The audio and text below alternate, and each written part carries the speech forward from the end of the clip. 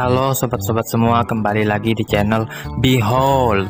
Kali ini saya akan melanjutkan merangkum alur cerita film Pokemon Advance Challenge, pertandingan gym yang berlangsung di udara.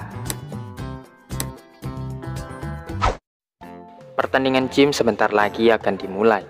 Satoshi dan Nagi telah berada di posisinya masing-masing. Setelah itu mereka naik ke atas platform yang memang sudah disediakan khusus untuk bertarung.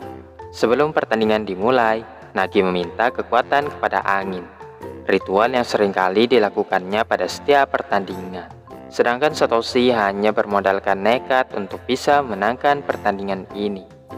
Wasit menjelaskan peraturannya, di mana pertandingan ini akan memakai sistem 3 versus 3, dan hanya penantang yang diperbolehkan mengganti Pokemonnya selama pertandingan berlangsung. Langsung saja Satoshi milih Grovyle untuk berhadapan dengan Altaria Nagi. Setelah mengetahui bahwa Pokemon itu bertipe naga, teman-temannya pun peringatkan Satoshi untuk berhati-hati, karena Grovyle sangat lemah terhadap tipe tersebut.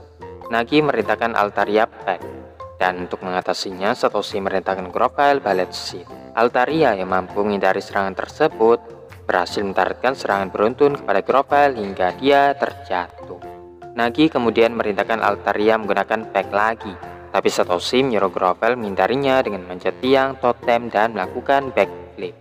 Meskipun baru satu kali terkena serangan saja, terlihat Grovyle sudah sangat kewalahan. Nagi menyayangkan Satoshi yang memilih Pokemon tipe rumput untuk melawan Pokemon tipe naganya. Dan ternyata Satoshi bukanlah trainer yang pintar seperti yang dia bayangkan. Kemudian Altaria melancarkan Dragon Breath yang mengenai telak Grovyle hingga ia tidak sempat menghindar. Tidak ingin beri kesempatan lagi, Nagi merintahkan Altaria untuk menyerang lagi.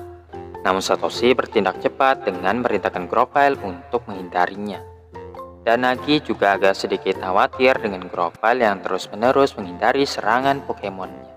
Akhirnya Grovyle berhasil mentargetkan Ballet Seed yang mengenai punggung musuhnya. Akan tetapi Altaria nampaknya tidak terpengaruh terhadap serangan tersebut. Ketika Altaria terbang tinggi, Grovyle menggunakan tiang-tiang yang ada di sekitarnya untuk melompat agar bisa menjangkau Altaria. Tanpa berlama-lama, Grovyle melancarkan Leaflet hingga Altaria mendarat dengan keras di tanah. Dan karena hal tersebut, dia pun tak sanggup lagi melanjutkan pertandingan. Semuanya pun sangat terkesan dengan Satoshi, yang mampu mengalahkan Nagi walaupun tipe Pokemonnya tidak menguntungkannya. Nagi yang tadinya meremehkan Satoshi kini mengakui ternyata dia adalah trainer yang tangguh. Teman-temannya pun bisa sedikit lega karena yakin Satoshi bisa menangkan pertandingan ini. Sementara itu, tim Rocket berada tepat di bawah Jeep yang sedang mencari harta karun di bawah sana. Di saat teman-temannya sudah putus asa karena tidak kunjung menemukan harta karun, Nyasu mengeluarkan item pencari harta karunnya. Dan setelah menunjukkan item itu bisa digunakan, teman-temannya pun segera merebutnya dan berlari duluan daripada Nyasu. Nyasu pun menyesal karena memberitahukan hal ini kepada mereka. Seharusnya dia sendiri saja yang pergi mencari harta karun itu. Berpindah lagi ke pertandingan, di mana Nagi menggunakan Pelipper untuk menggantikan Pokemonnya yang sudah kalah. Satoshi menyadari dia sangat diuntungkan, lalu memilih Pikachu untuk menggantikan Pokemonnya juga. Dikarenakan Pelipper adalah Pokemon yang bertipe air dan terbang, maka Pikachu yang bertipe listrik dipastikan jauh lebih unggul daripada Pelipper. Pikachu mulai dengan Thunderbolt yang super efektif, tapi serangan itu tidak melukainya karena Pelipper menggunakan Steel Wing yang dialirkan langsung ke tanah. Muatan listrik malah mengalir ke bawah tanah dan menyetrum tim Rocket yang sedang berkeliaran di bawah sana. Ketiganya kemudian terbang hingga sampai ke arena pertandingan. Dan saat melihat Pikachu yang sedang bertarung, tim Rocket menyangka itulah harta karun sebenarnya yang mereka cari-cari. Tim Rocket pun memutuskan untuk menangkap Pokemon tersebut. Namun upaya mereka untuk menangkap Pikachu gagal karena terkena Thunderbolt. Dan akhirnya mereka pun diterbangkan lagi ke langit-langit. Pikachu terus mempertahankan Thunderbolt-nya, tapi Pelipper tetap tidak terpengaruh. Pelipper kemudian melancarkan Quick Attack untuk menjatuhkan Pikachu. Satoshi yang menyadari Pelipper menyalurkan energi listrik itu ke bawah tanah, lalu mengubah strategi pertarungannya. Ketika Pelipper menggunakan Hydro Pump untuk menjauhkan Pikachu, tangannya mulai bergeser akibat adanya benturan. Pikachu lalu menggunakan Thunderbolt yang terbukti sangat efektif untuk mengalahkan Pelipper. Namun dia juga tumbang karena menerima begitu banyak damage. Nagi mengeluarkan Shiny Swallow sebagai Pokemon terakhirnya, sedangkan Satoshi menggunakan Grovyle lagi. Satoshi merintahkan Grovyle Leaf Blade. Yang anehnya meski sudah terkena serangan fatal, Shiny Swallow nampak baik-baik saja. Kemudian Nagi merintahkan Shiny Swallow Aerial Ace. Shiny Swallow membawa terbang Grovyle dan membantingnya dengan sangat keras ke tanah. Alhasil Grovyle pun langsung tumbang seketika. Satoshi lalu mengeluarkan Swallow sebagai Pokemon terakhirnya. Nagi yang terkesan dengan pilihan Satoshi lalu meningkatkan platform ke level yang lebih tinggi untuk pertempuran langit yang sesungguhnya. Dengan ketinggian yang seperti ini, arah angin jadi sulit diprediksi. Kedua Pokemon saling menghantamkan wing attack, namun Swallow yang kehilangan keseimbangan mulai terbang rendah. Dan ini memberi kesempatan bagi Shiny Swallow untuk mendaratkan serangannya. Parahnya lagi, Shiny Swallow juga berhasil mendaratkan Hyper Beam. Satoshi yang mulai panik menyuruh Swallow membalas serangan itu. Akan tetapi Nagi lebih dulu merintahkan Shiny Swallow RS untuk menghalaunya. Pertarungan tersebut berubah menjadi kejar-kejaran di udara antar kedua Pokemon tadi. Satoshi yang melihat tanah berdebu mulai menyadari sesuatu, peluang untuk menjatuhkan musuhnya yang merepotkan. Nagi merintahkan Shiny Swallow Hyper Beam lagi, dan Satoshi menyuruh Swallow untuk terbang lebih rendah sampai dekat dengan tanah. Swallow lalu memukul tanah itu sampai mengeluarkan debu yang berfungsi untuk mengaburkan pandangan musuhnya. Gangguan sesaat memungkinkan Swallow melancarkan wing attack untuk merobohkan musuhnya. Satoshi pun dinyatakan sebagai pemenangnya. Pada sore harinya, Nagi menyerahkan feeder badge kepada Satoshi, mengakui pertandingan tadi menunjukkan betapa hebatnya dia saat bertarung. Kini hanya tersisa 2 badge lagi untuk bisa mendaftar Hoenn League. Satoshi yang sangat bersemangat menanyakan kemana tujuan selanjutnya.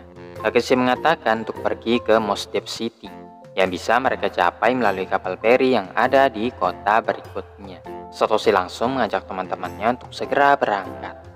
Dalam perjalanan menuju kota, mereka melihat seorang pria dan Pokemonnya terjebak di sungai. Satoshi dan kawan-kawan menghampiri pria tersebut, yang mengatakan dia ingin menyeberangi sungai ini. Mereka pun ikut nyebur ke dalam sungai untuk mendorong Camerupt yang terjebak. Sementara itu di bagian tepinya, Haruka dan yang lainnya berupaya menarik Pokemon tersebut. Sampai kemudian mereka pun berhasil menarik Camerupt ke daratan dengan selamat. Ketika ditanya apa yang sedang dilakukannya di sungai tadi, Takaya mengungkapkan bahwa dia menjalankan bioskop portable. Dengan semua peralatan disimpan di punuk Camerupt, dia seringkali berkeliling ke daerah-daerah terpencil untuk menayangkan bioskop.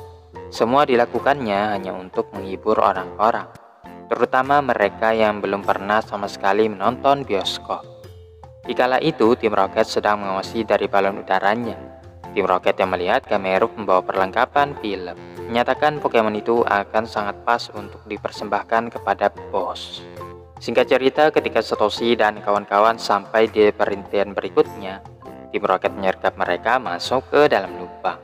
Tim Rocket lalu mengangkat Camerupt dan bersiap untuk melarikan diri. Satoshi dengan cepat memanggil Corpus untuk membebaskan Camerupt, serta meledakkan tim Rocket dengan Bubble Beam-nya. Setelah mengalahkan tim Rocket, mereka melanjutkan perjalanan ke jalur pegunungan yang berbahaya. Haruka yang saat itu sedang sibuk sendiri, hampir saja tertimpa batu kalau saja tidak ditarik adiknya. Dikarenakan tidak dapat melanjutkan perjalanan lagi, mereka pun memutuskan untuk bermalam di hutan terdekat. Saat makan malam, Takaya menyebutkan bahwa pekerjaannya ini sangat berbahaya. Namun dia tetap melakukannya karena merasa memiliki kewajiban untuk menghibur orang lain. Takaya lalu menunjukkan surat yang diterimanya dari seorang gadis kecil yang berada di desa. Gadis kecil itu berterima kasih karena telah diberi kesempatan untuk menonton bioskop, karena di desanya sendiri belum pernah ada yang merasakannya.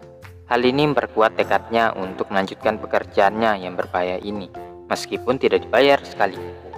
Setelah mendengar ceritanya, Satoshi jadi ingat saat pertama kalinya dia menonton bioskop. Filmnya sendiri menceritakan tentang seorang trainer dan 2 ekor Pokemonnya. Salah satu Pokemonnya lalu merebut makanan dari Teddiursa. yang menyebabkan induknya sangat marah dan memukulnya sampai terpental ke langit-langit. Takeshi juga menceritakan pengalamannya saat menonton bioskop. Film yang dia tonton adalah duel pistol antar Pokemon, yang akhirnya dimenangkan oleh Snorlax. Sedangkan untuk Haruka dan Masato, mereka menonton film yang menampilkan adegan Miot yang sedang menghancurkan kota. Ketika salah satu pesawatnya tumbang, akan ada Pokemon Ultraman yang muncul untuk menghadapi Miot raksasa tersebut. Takai lalu membacakan film yang akan dia bawakan untuk desa berikutnya. Keesokan harinya mereka pun sampai di desa, di mana para penduduknya langsung menyambut hangat kedatangan mereka. Khususnya anak-anak yang sudah tidak sabar lagi ingin menonton bioskop. Satoshi dan kawan-kawan lalu membantu Takaya mempersiapkan layar untuk pertunjukan nanti malam. Pada malam harinya, semuanya berkumpul untuk menyaksikan film yang akan dimulai sebentar lagi. Takaya menyalakan layarnya untuk memulai film tersebut. Adegan dibuka dengan memperlihatkan puzzle dan mainan yang berdiri menghadap gunung. Pokemon itu lalu menuruni bukit untuk bisa sampai ke sana. Tapi di tengah perjalanannya mereka malah menabrak batu. Para penonton yang menyaksikannya tertawa terbahak-bahak. Puzzle dan mainan yang melanjutkan perjalanan dihadang oleh Pokemon yang besar. Namun belum sempat bertarung, tiba-tiba layarnya mati sendiri. Rupanya tim Rocket yang melakukannya. Mereka muncul dari balik layar dan menyatakan tujuannya untuk datang ke sini. Tim Rocket kemudian memerintahkan Sevivar untuk menyebarkan asap. Saat asapnya menghilang, tim Rocket sudah pergi dengan membawa proyektor. Takeshi memilih untuk tetap tinggal demi menghibur para penonton. Sedangkan yang lainnya pergi mengejar tim Rocket. Dia menggunakan Lombre untuk menghibur para penonton yang kesepian. Satoshi dan kawan-kawan menemukan tab film yang ditinggalkan tim Rocket dan menggunakannya untuk melacak keberadaan penjahat tersebut. Tim Rocket yang naik di atas gerobak menyadari betapa cerobohnya mereka yang meninggalkan jejak di sepanjang perjalanan. Tim Rocket lalu menggulung tab film dengan harapan jangan sampai ditemukan oleh Satoshi dan kawan-kawan. Tapi karena hal tersebut, mereka jadi malah bertemu langsung dengan musuh bebuyutannya itu. Satoshi merintahkan Grovyle untuk menghadapi Sevivar. Dan setelah berhasil menghindari serangannya, dia melancarkan Bullet Seed ke arah musuhnya. Grovyle kemudian menggunakan Tackle untuk mengalahkan tim Rocket. Satoshi dan kawan-kawan yang mendapatkan proyektor kembali ke lapangan untuk menghibur para penonton. Takeshi merasa lega karena dia juga sudah kecapean setelah berjoget-joget tanpa henti. Akhirnya film pun dilanjutkan dengan Pikachu yang datang untuk menyelamatkan puzzle dan mainan. Mereka bertiga lalu pergi untuk menyelamatkan Kirlia yang disekap di dalam kastil. Film itu berakhir dengan bahagia saat puzzle dan mainan serta Pikachu berhasil menyelamatkan Kirlia. Di saat yang lainnya puas dengan ending tersebut, tim Rocket ternyata diam-diam juga menonton film itu. Saking bagusnya film itu, tim Rocket terus saja menangis saat mengingat jalan ceritanya.